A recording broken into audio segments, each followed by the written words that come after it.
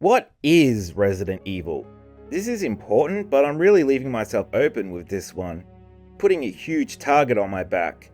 I gotta be real careful here. I need to make a thorough argument. The initial reaction to such a claim would be anger, and I gotta cover all my bases. Can't leave an opening. It would make it too easy for someone to claim I'm wrong and point to something surface level as the real proof. Then again, I'm not so much of a snob that I can't have my mind changed. Maybe I'm wrong and someone can make a good argument to turn it around. Although it can just be opinion. But it does suck when someone thinks they know best and their explanation is completely wrong. Like how every now and then some idiot will make the claim that Final Fantasy VII is actually about the evils of global warming and capitalism, prompting many Final Fantasy VII fans to ask if they've even played the game. Misunderstanding, though, can lead a franchise down the wrong path. Have a look at the Fallout franchise. The way it's been handled has really made Fallout fans mad, especially when they pivoted to strictly iconography. Now it's filled with people who are fans of being fans of Fallout. Finding the right director for the next Fallout project could be difficult, but also rather simple. Here, let's ask some strawmen. What is Fallout? Fallout is about the evils of capitalism. Okay. What is Fallout? Fallout is about how war never changes. Okay. How about you? What is Fallout? Fallout is just an isekai. Well, here you go. It also sucks when someone manages to convince everybody that they know the core element of something but are actually talking out their ass. Like what happened with Game of Thrones. The two directors for that series relied on the novels, but when Season 8 came about and there was no new novels to take from, they revealed to the world that they were full of shit. Although it can lead to vindication, like the story of how I was constantly telling everybody the core elements of how the Halo franchise worked, only to anger players that felt threatened about losing spawn camping, causing them to dox, harass, and kick me out of the fandom. 343 Industries became terrified of them and made sure to design Halo with them in mind, which led the franchise down to losing complete relevance in the industry and now seen as a zombie getting dragged along for obligation. A couple of years after Halo 6 came and went, the developers decided to actually look at what I said made Halo work and gave it a go, which resulted in the remaining people to actually praise the game. Good job, guys. It took you 10 years to finally figure it out. Too bad Fortnite has been making a better Halo game since 2017. The fucking irony. Well, they better catch up, because if Fortnite ever decides to make classic deathmatch settings, then the Halo franchise will truly and finally die. But even if someone knows exactly how the core element works, know why it works, knows how to make it work, they can still be forced by their own publishers to add something that breaks it, or make something completely different that has the franchise name slapped over it. Hell, sometimes the problem can be just that they had a strict deadline. Anyway, so what is Resident Evil? Resident Evil is inventory management. Or rather, inventory preparation. Taking stock of what you have and deciding what you may need. Exasperated by the unknown horrors lurking around the corner. Deciding what you need and even deciding what you could take as backup. While also deciding how much empty space you need for picking up any items you come across. It's so ingrained into the core element of the franchise that everybody talks about it in some form, even if they're not aware they're doing it.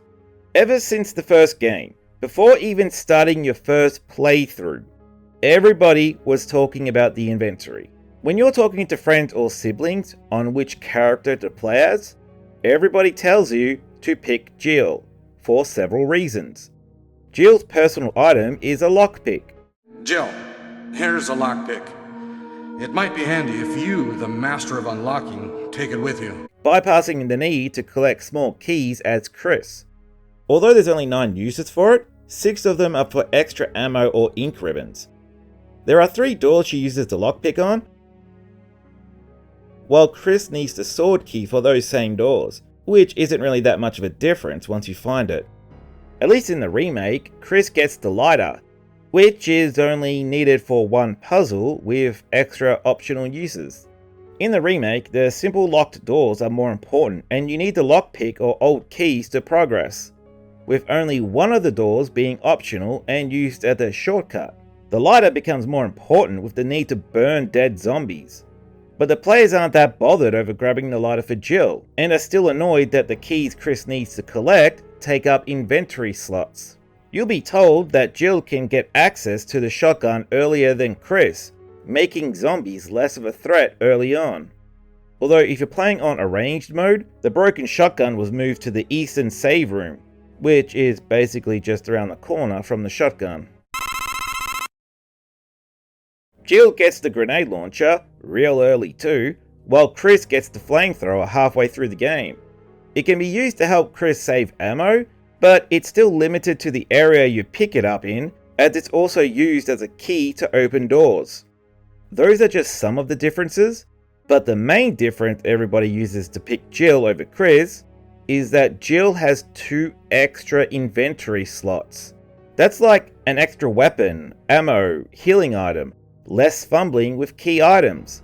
Even though Jill having the grenade launcher with 3 ammo types, players would rather have those 2 extra slots that they can choose to use for grenade launcher ammo types. Those 2 extra slots is what made everybody refer to Jill as easy mode.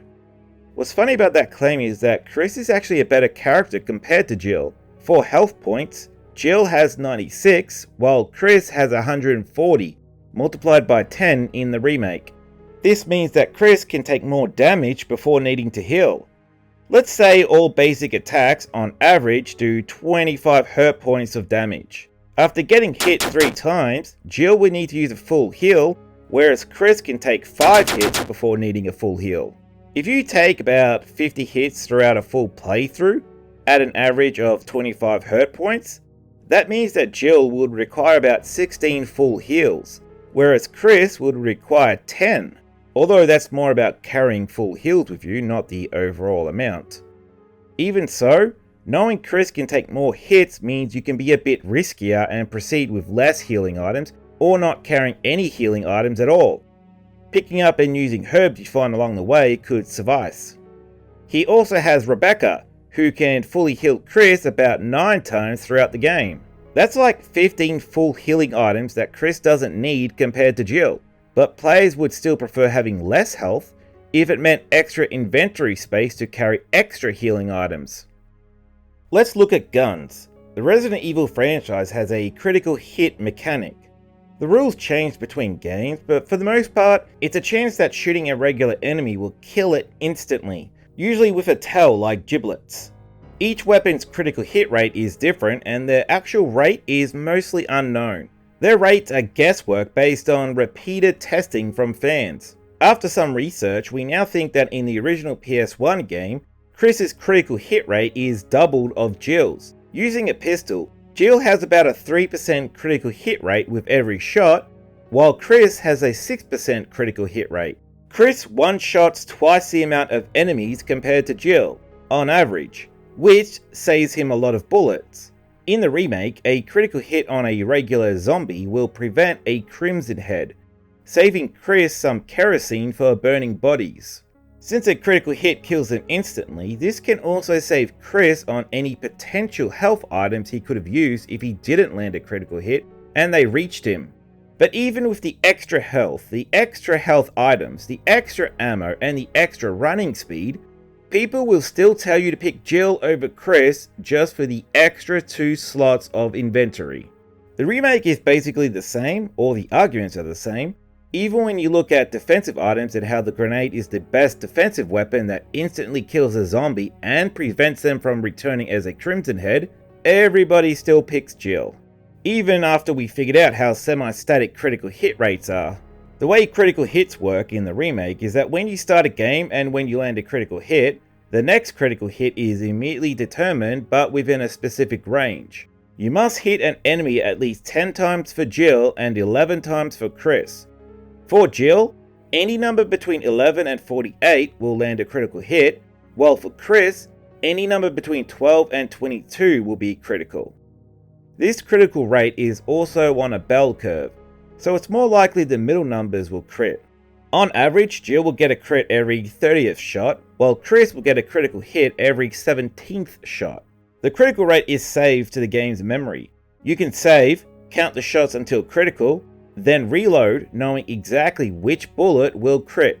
By the way, this critical shot is counted from how many shots actually hit an enemy. So you can't just shoot the wall until you reach your next crit shot. Even though Chris has double the chance to land a critical, and the player can know exactly when it's coming, people still prefer Jill for the extra inventory slots. What about Resident Evil 2? If someone asks you who to play as, the answer is, whoever you want.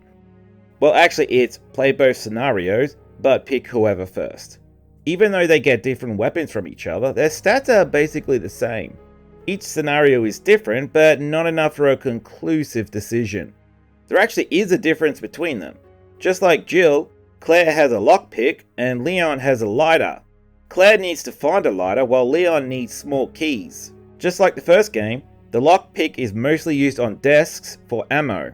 At first it sounds like a bonus for Leon, but all it does is allow him to get one of the red jewels a little bit earlier. It does get used a second time for a puzzle, but the only other time for using it is for a flare gun that allows you to pick up a key to open a locker. It's a magnum part for Leon, but for Claire it's just ammo.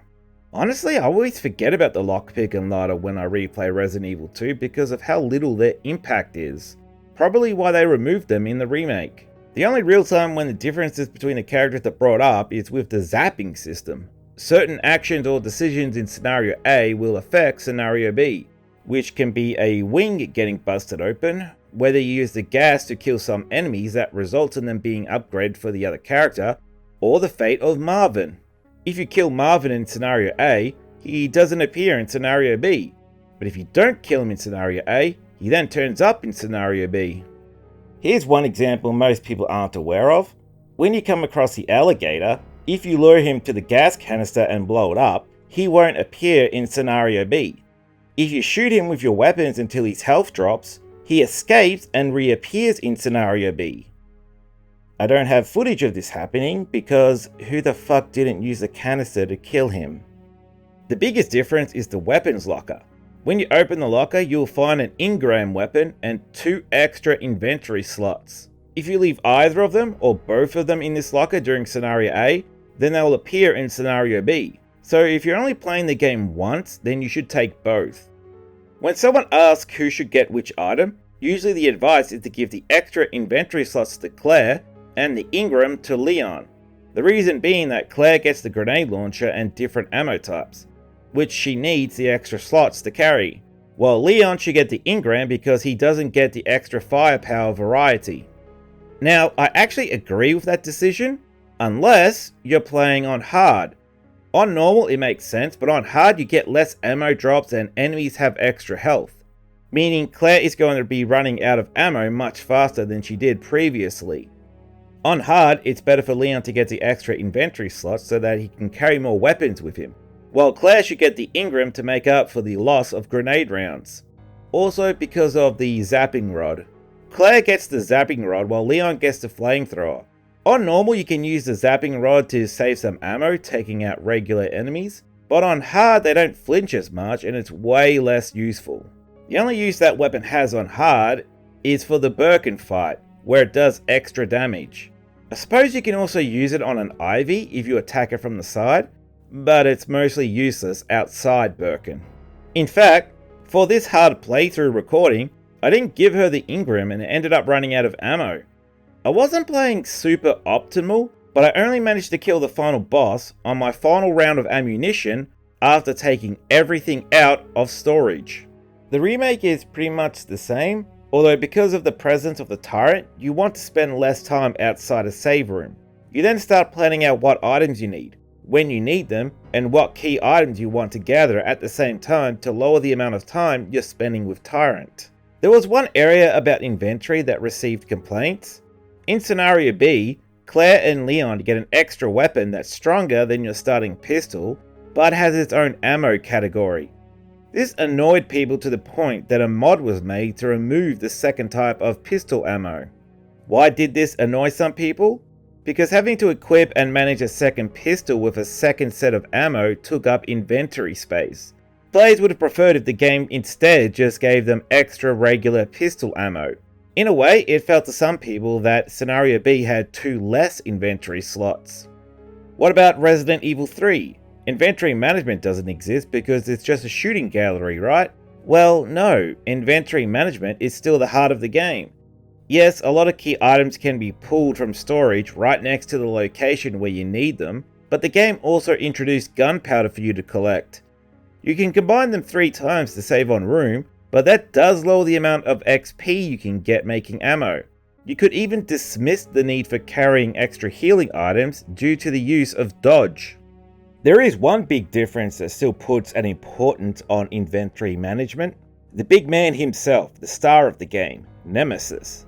Once he's introduced, he can come from anywhere at any time.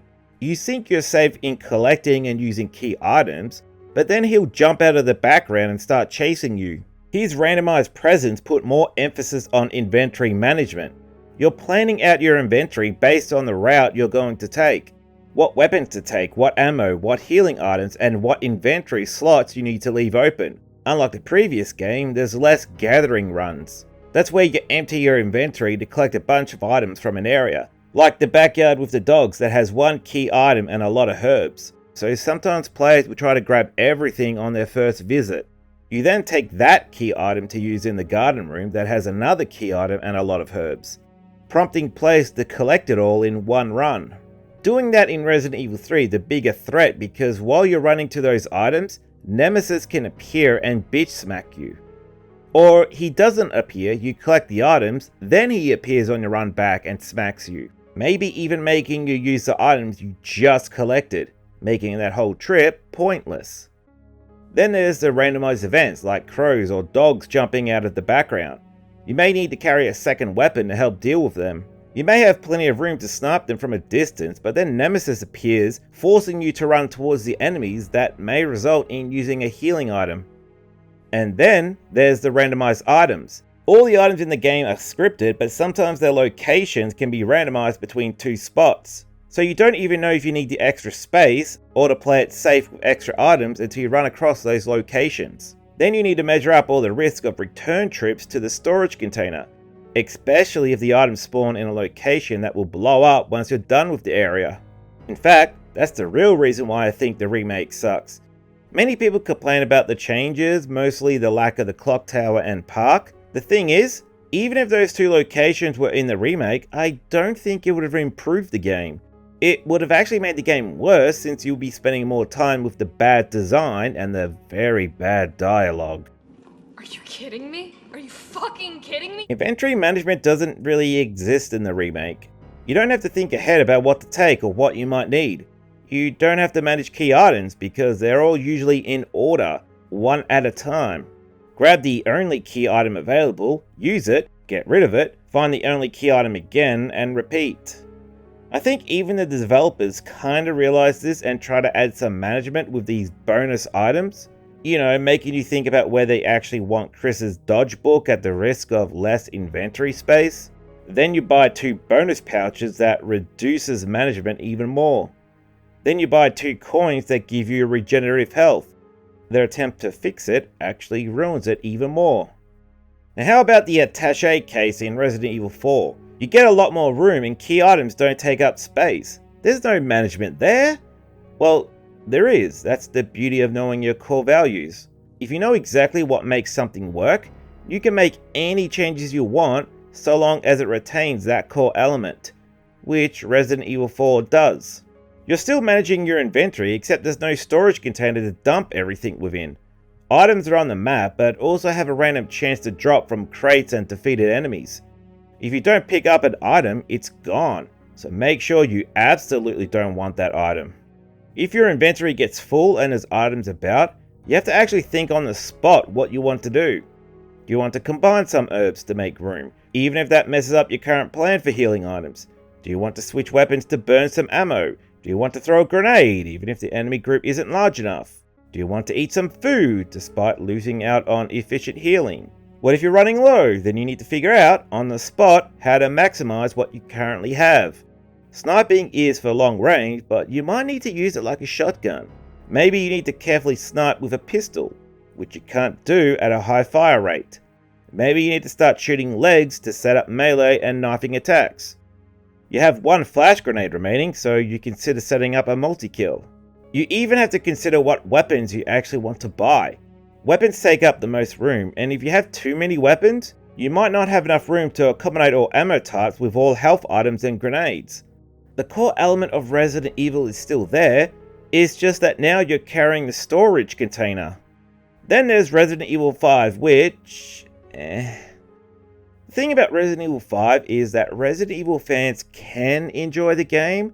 It's just that when they start enjoying the core element of Resident Evil with Resident Evil 5, the bad elements come swinging in like a hammer. You're still doing some form of inventory management, it's 9 slots per character, it just somehow feels more limiting than even classic Resident Evil games, even though key items are separate.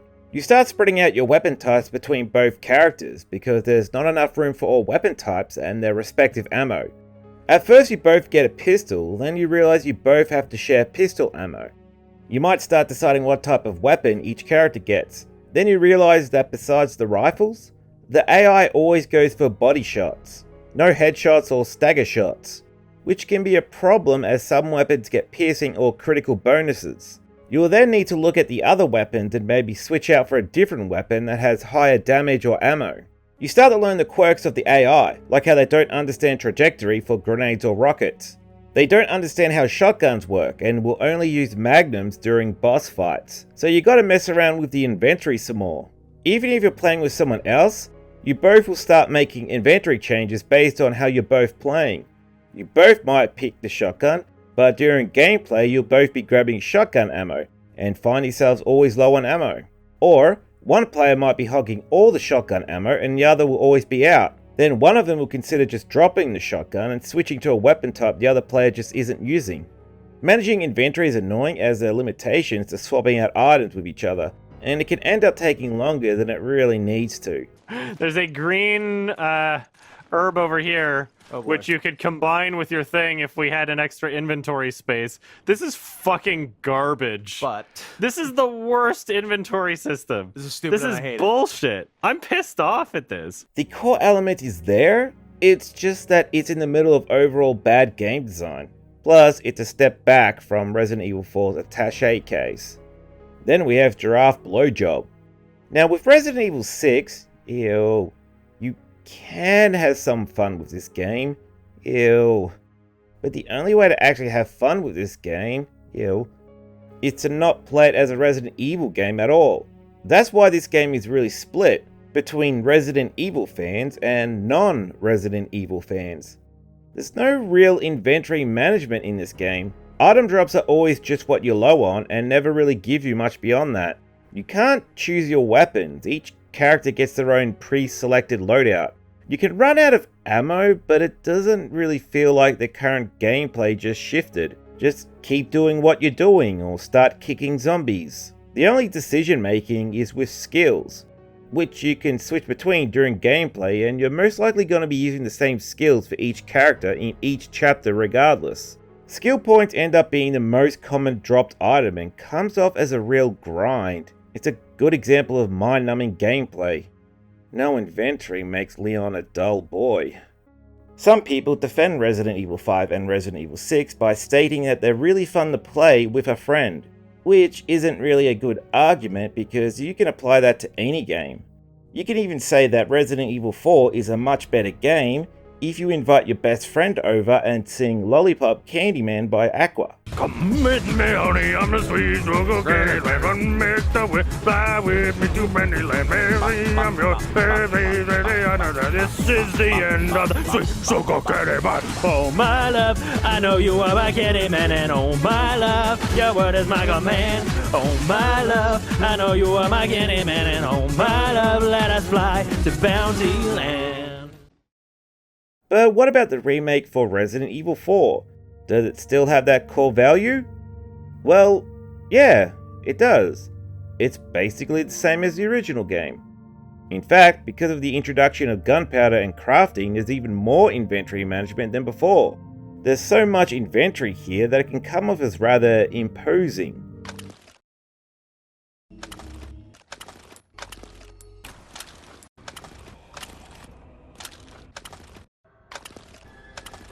Yeah, it's also a bit of a disappointment. I know that sounds weird. It's a remake. They remade the attache case. What's the problem? Yeah, I know, you're right, but I kinda wish it was more attache. I kinda wish they fully evolved this idea to its natural conclusion. Resident Evil 4 was kinda where the franchise stopped evolving, and everything afterwards was a step back. I know the reason why. Now, this is all conjecture. The reason is because of racism. You've lost your mind. I'm glad you asked. Let me explain. Resident Evil 4 was amazing, and we were all wondering where they would go from there.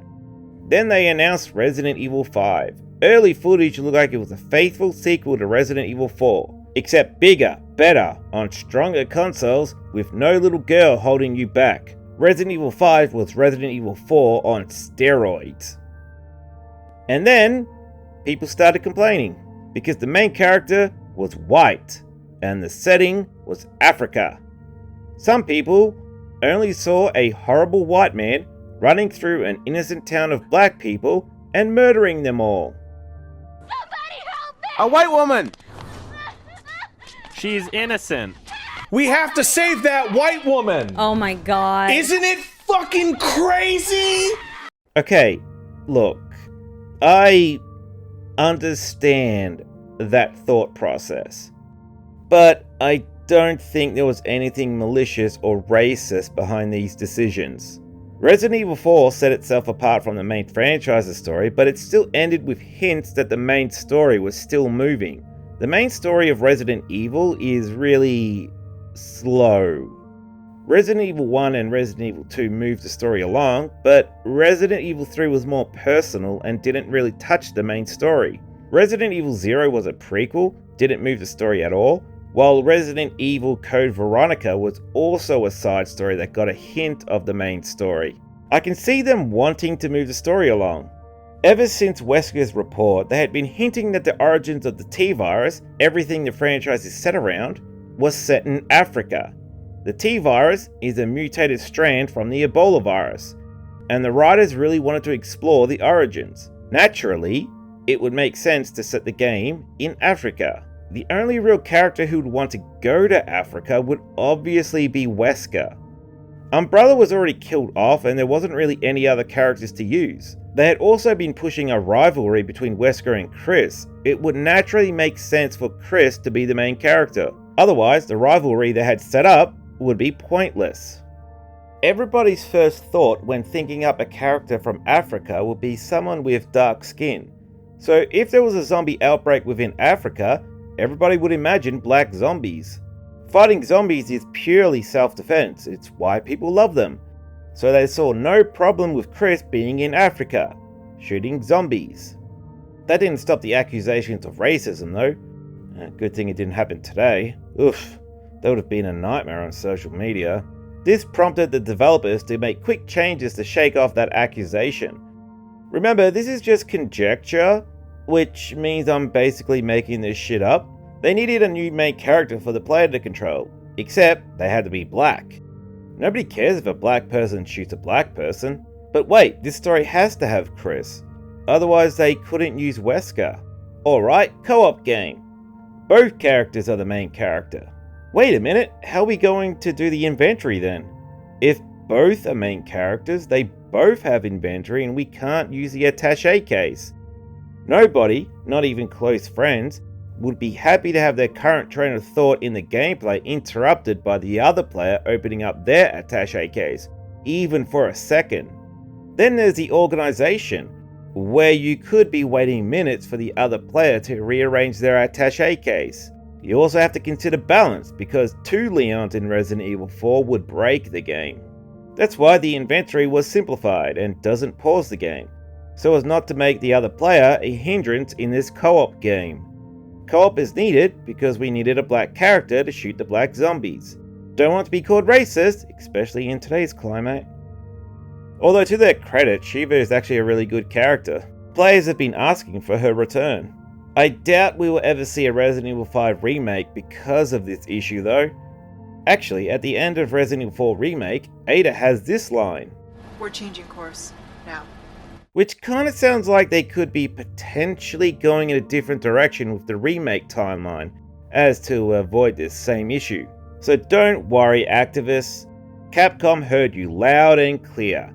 No more black people in their video games. No more African settings.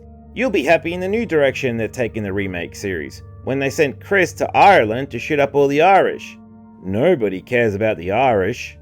They won't even be zombies, they'll just be drunks. A shame too, a lot of people really liked Sheva and have been asking for her return. Although the ending also implies that they're still going with Wesker's original plan, which was stupid. I really wish they don't. The point is that the inventory for Resident Evil 5 didn't leap off from Resident Evil 4 and improve or evolve the attache case. Especially once you realize you don't have to think that hard about it. It seems daunting at first, but I eventually figured out how to know if you can carry new weapons. It's simple. Count the amount of blocks for the items you're trying to pick up or buy, and count how many empty blocks are in your attache case. If there are more empty blocks, there's a good chance, like 99% of the time, that you can make it fit. I look at the auto sort button in the remake as a letdown, but I also know that it doesn't really make that much difference. Even without an auto sort button, it still carries that same problem as the original. You can make it fit if there's more empty blocks. The reason is because all blocks the items take up are grouped in squares or rectangles. Organizing your items is really simple. Putting this auto sort in the original game wouldn't change anything. Not all the time. The auto sort goes from left to right, top to bottom, and if you grab a large item with a full attaché case, it has trouble auto sorting the new item in. Shifting around a couple of items fixes this issue. I also had the same problem in the System Shock remake. Auto sort goes from left to right, top to bottom. If you find a new larger item that can fit, the auto sorts sometimes have trouble figuring it out, and you just have to shift a few things around. It sucked realizing this for one of my favorite video games, and it's why Resident Evil 5 was such a letdown to me. Why would they do this? I've already answered that. It's for lazy people and streamers. Certain people will be playing the game, and then the game will ask them to organize their inventory so that they can pick up the new item they just found, and they just turn the game off. It's much easier to press L3. They can't have streamers organizing their inventory. That slows the game down. Viewership will drop, and streamers will drop the game because they're losing views and income. The game will be streamed less, and that could potentially hurt sales. It sucks. I really love this system, and I was really hoping that they would have vastly improved it. How could you improve it though? Well, back when I first played through Resident Evil 4, I reached the part where you get the bioscope and I had to attach it to a rifle. I got a bit worried for a second there, because I thought this meant I had to rearrange my attaché case. Attaching the scope meant I had to leave some space above my rifle. I attached the scope and... oh, it remains right there. Not physically attached to the rifle. That's a real shame. This happens to all attachments. They get attached but don't actually connect to the weapon. I thought this was going to make the weapons a weird shape that I needed to consider when organizing. Whenever I replayed Resident Evil 4, I actually kind of do this myself. I attach an item and then place it next to the weapon to make it feel like the weapon is now of a different shape. Actually, when I look closer at some of the weapons, I notice that they're taking up empty space. Your starting pistol is 6 blocks, but it really should only be 4, in an L shape. You can then start looking at all weapons in the game and start making odd shapes. Like the Killer 7. It takes up 8 blocks, but they had to shrink the size to make it fit. Wouldn't it make more sense if it was actually 7 blocks in size? Which would also lean into the title of the Killer 7. They should have looked into doing wild shapes for all weapons. Doing so will allow you to organize and place weapons in odd locations and positions. The problem with all items being squares or rectangles is that there's only one or two positions they can be set in, standard or rotated. Hey, did you know you can actually flip items? See the back of a first aid spray, look at the bottom of an ammo box. What purpose does it serve? Nothing. If they went with this Tetris attache case, you can get way more positions for items. Look at the L-shaped pistol. If you rotate it, you get 4 different positions. Then, if you flip it, you get a total of 8. This could add way more depth to organizing your attache case. They would need to reduce the overall size of the attache case though, as these changes would add more empty blocks, but this could add so much more engagement for the player. You could come across a new weapon or something and open your attache case, only to notice there's no room. However, you take a second look and start visualizing how everything can be moved around. You start flipping and rotating stuff around, then you find the empty space needed for the new item, like a very specific jigsaw puzzle. Managing to find just the right amount of room for your new toy is a reward in and of itself. This method plays entirely into the very core of Resident Evil's inventory management. You have limited items, limited room, but you manage to find a way around it to take extra stuff. Even if you can't find the perfect space and you need to throw out your extra pistol or shotgun ammo, you still feel accomplishment for managing to squeeze a little bit more out of the limitations presented to you. You feel good either way. Keeping this design in mind, you can even have more variety with weapons of the same type. They kinda did that with the Skull Shaker. It's a shotgun that has less overall damage compared to the other shotguns, but it's more compacted and takes up less room. You can enjoy using this gun if you buy it with real money. Okay, let's think up some ideas. You have the TMP, but that's mainly it. There's a new weapon later on that uses blue ammo. Come on guys, we can do better than that. How about the Ingram? Yeah, from Resident Evil 2. Oh wait, we can't use copyrighted weapons. Yeah, back then gun manufacturers didn't really care about video games using their designs. But ever since gaming went mainstream and they realized they could force game publishers to pay them, some devs try to make up their own weapons to get around it. Like how the Red 9 is very clearly a Mauser. It's like what I said about using cards in my driver video. Same deal here. For argument's sake though, let's just use the Ingram. You could have fun with the design by making it into a T shape. An odd shape, but much smaller compared to other weapons, which could be its main benefit. It could have lower overall damage, higher spread, but its compact design means it can fit snugly into anybody's case. Even if there are players out there who don't like the TMP or using blue ammo guns, they might look at the size of the Ingram and decide to take it. Just in case they're low on ammo, they can quickly whip out the Ingram for a quick spray. Then you can look at weapon part attachments and you'll see how this emphasizes organization even more, as long as the part attaches to the weapon of course. This can make some very wild shapes that could be very annoying but rewarding when organized into your inventory. This gives player more choice on how they want to organize their weapons. You can attach a stock, but it takes up more inventory space, and the new shape may make organization a bit harder. Plus, you still have the decision to disconnect a part if you need some room, even if it's temporarily. Then you can start exploring different parts to add to the game. Have fun with it. Scopes will obviously be sticking out at the top, then you can add in a laser to weapons. The pistol is an L shape, but once you attach the laser, it becomes a C shape. Maybe even allow different stocks that can attach to different weapons, or stocks that work differently. Going back to the Ingram, the original design has a folding stock. Let's work that in. Add an extra bonus for the Ingram. The stock folds up into the Ingram within your attache case, which saves you even more room. Now let's look at the Red 9. It comes with this huge stock, just like the original Mauser. Here's a neat detail. Did you know that the stock you attach to the Mauser is also a carry case for the gun? That's pretty cool. They could have looked at implementing that for the Red 9. One example is if you're running out of inventory, you could have the option to place the Red 9 within the stock. You can't use it, but you're storing it like that, temporarily. Or you could have both options to choose from. To attach the stock to the Red 9 as normal, or attach the stock to the Red 9 and place it within the stock. The difference is that when you switch to the Red 9 while it's within the stock, Leon will have to spend extra time switching to the Red 9, taking it out of the stock, and attaching it to the pistol, which are extra decisions for the player to consider. You could choose not to use the stock but have less inventory, or use the stock, have more inventory, but switching to the Red 9 takes longer, and you'll need to consider that extra time whenever you want to switch to the Red 9 or switch to a different weapon. Oh wait, inventory and weapon tampering pauses the game. This has been abused since the first game.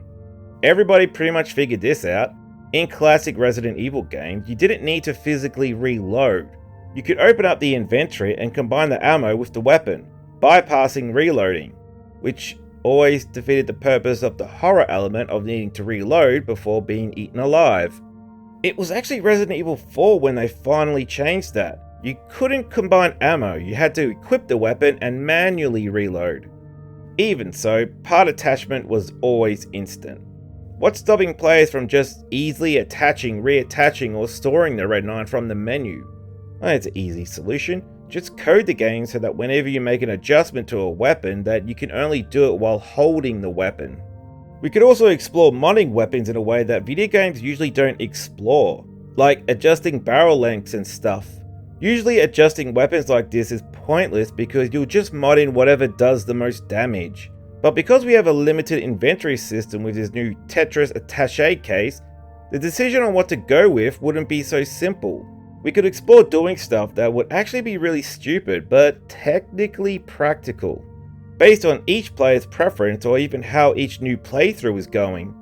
You can take a simple shotgun and shorten the barrel. You lose range but gain inventory space.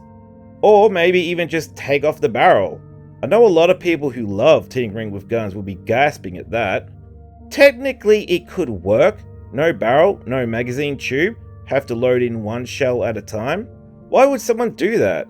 Well, in video games, the way shotguns function is by being coded as very deadly melee weapons. So many people would only be using the shotgun by quickly switching to it when enemies get close. If they're gonna do that, they could at least get the option to use it that way while taking up very little space in the attache case. This can create very different playthroughs and allow very different future playthroughs. Imagine a guy using his shotgun like a pistol, only for emergency backoffs. He then sees me playing, except I'm using the shotgun and shooting guys at range. He's like, "Whoa, you mean shotguns actually work like shotguns in this game?" Then he might consider strapping together the rifle and magazine tube. Or he might be happy with his own method. Or he might keep his method and buy a second shotgun to alternate between. Or he might try that on his next playthrough, giving way more decision choices for the game. Way more replay value. You could really explore doing this with all weapons, like removing the stock from a sniper rifle. You have trouble aiming, but it takes up less inventory. Can even add more decision making by coding the time it takes Leon to take out or put away a weapon based on its overall size, meaning players would have to switch weapons earlier or take off the stock to speed it up. Also, we'll be committing felonies by sawing off the shotgun, and who wouldn't want to do that?